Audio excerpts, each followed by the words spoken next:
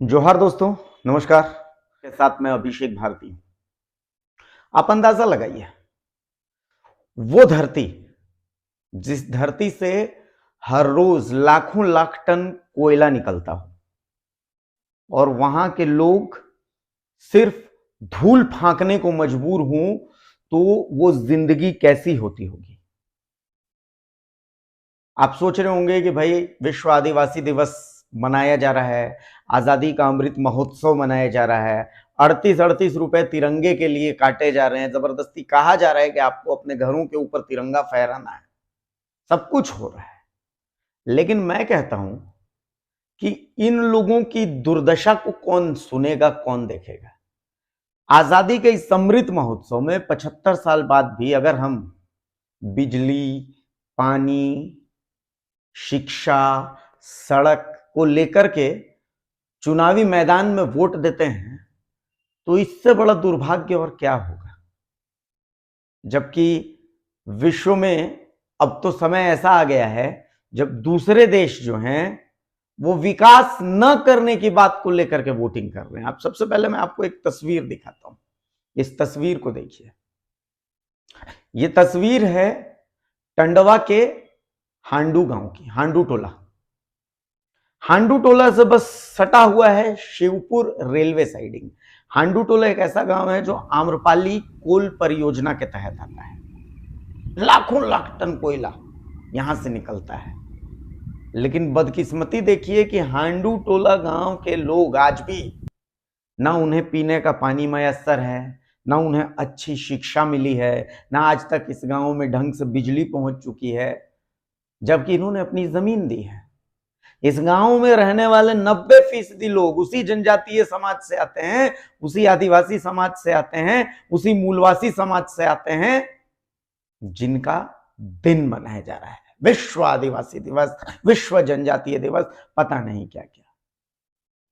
देखिए स्थितियां क्या हैं, धरातल पर क्या चल रहा है, आपको वो सुनना चाहिए वहां के लोगों से। सबसे पहले इस शख्स को सुनिए जो कि यहीं के रहने वाले हैं, क्या कह रहे हैं। वहाँ का लोग हांडू से कम 2 से 3 लोग जाते हैं। बाकी पूरे हांडू का ज़मीन वहाँ पे गया है। लगभग 5 खतियान है, तो पाँचों खतियान में से ज़मीन गया है थोड़ा थोड़ा, और बाकी ज़मीन बचा हुआ है। और उसी में काबरा लोग वो इतना लोग है, 50-60 लोग एक ही गांव का है। तो हम लोग को भी कहना है कि हम लोग को भी मिले रोज़गार और वहाँ से जिए खाए। यहाँ के लोग बाहर बाहर जा रहा है, और अभी जो स्टेटमेंट ये लोग दे रहे हैं वो गलत है, सारा सर गलत है कि जो हम लोग ठीक ठाक। अरे ठीक ठाक है तो तुम लोग ठीक ठाक है, और हम लोग को मैंने तू लोग की ज़मीन गया नहीं, वो लोग बोल रहे हैं ठीक ठाक है। क्योंकि वो लोग बाहरी लोग, अगर जांच किया जाए इसको ज़मीनी स्तर पर कि कागजात के साथ कि रेलवे का ट्रैक है उसके बगल में नापिए ज़मीन किसका है किसका नहीं है, वो चीज़ देखा जाए। उसके बाद आप बोलिए कि ज़मीन का मैंने दलाल कौन है और ज़मीनदाता कौन है से। अब आपको थोड़ा सा आम्रपाली कोल परियोजना के बारे में बता देता हूं। आम्रपाली कोल परियोजना 2014 में जहां पर खनन शुरू हुआ, लूट का अड्डा बन गया, खैर जो भी है, मुआवजे के लिए अभी भी यहां वहां आप जब इस क्षेत्र में जाएंगे, टंडवा जाएंगे, चतरा जाएंगे, तो आपको मुआवजे के लिए, नियोजन के लिए अक्सर लोग यहां पर प्रदर्शन करते, धरना देते दिख जाएंगे।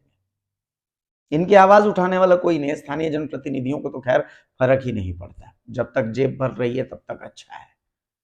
सत्ता में चाहे कोई भी रहे, चीजें बहुत ज्यादा नहीं बदलती, सबको अपना अपना हिस्सा चाहिए होता है। बहरहाल आम्रपाली कोल परियोजना से कुछ दूरी पर शिवपुर रेलवे साइडिंग है। हालांकि पिछले कुछ दिनों से यहां पर कोल ढुलाई ठप है। क्यों?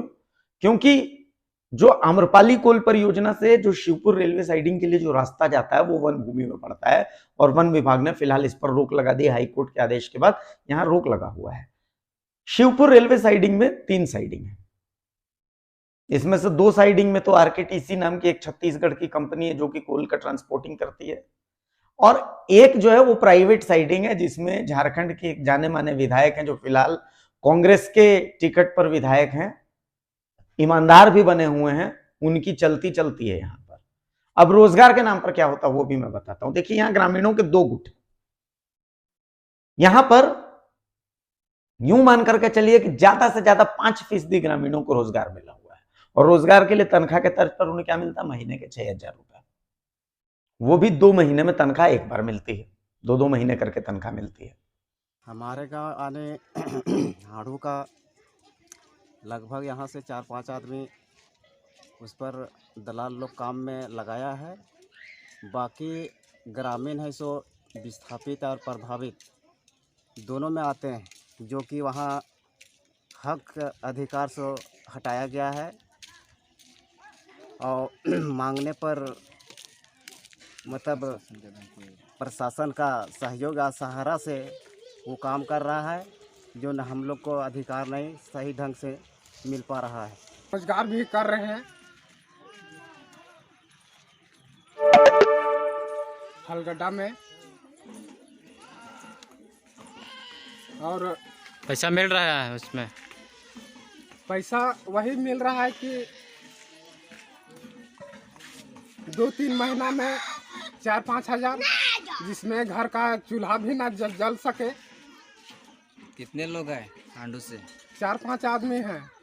अब स्थितियां कैसी हैं इस गांव की, वो आप सोचिए कि यहाँ के लोग धूल फांकने को मजबूर है। स्कूल है, स्कूल में पानी नहीं है। स्कूल में अगर बच्चों को शौच भी जाना हो तो उन्हें घर से पानी लेकर के आना पड़ता है। स्थितियां ऐसी हैं। इन महिला को सुनिए, ये महिला आपको वहां के धरातल की स्थितियां बता देंगी। ना रोजगार कुछ ना मिल रहा है। रोजगार मिलता है तो 20 किलोमीटर हम मतलब जतलिए काम करे जतलिए। कैसे जीवन यापन कर रहे हैं आप लोग? कैसे जीवन, तो यहाँ रोजगार मिल रहा है ये तो जबे ना वहाँ दूसरा गाँव हमारे पाली काम करे। कहाँ काम करने जा रहे हैं? P office. तो जब आप सब चीजें देख चुके हैं, सब चीजें आप जान चुके हैं, मैं पूछता हूं आखिर कैसे हम मनाएंगे आजादी का अमृत महोत्सव? आखिर कैसे हम मना ले विश्व आदिवासी दिवस? कैसे मना ले जनजातीय दिवस? क्या विश्व आदिवासी दिवस सिर्फ इस अधिकार से मनाया जाना चाहिए कि हाँ भाई हमारी परंपरा बहुत गौरवशाली है? सवाल यह है कि इस आदिवासी समाज के लिए, इस मूलवासी समाज के लिए, इस जनजातीय समाज के लिए हमने किया क्या है? आखिर हमारी ऐसी कौन सी नीति है जिसके आधार पर हम कहते हैं कि ये आदिवासियों की सरकार है, ये मूलवासियों की सरकार है? कैसे कह दें कि वो सत्ता के शीर्ष में जो शख्स बैठा है वो हम में से एक है? आखिर कुछ तो ऐसा होना चाहिए जिससे हम ये कह सकें। तिरंगा फहरा करके कुछ नहीं होना चाहिए। अगर तिरंगे को सही मायने में रिस्पेक्ट देनी है, अगर सही मायने में आजादी का अमृत महोत्सव मनाना है, भारत माता की जय करनी है, तो भारत माता के इन बच्चों को उनका वास्तविक अधिकार देना पड़ेगा।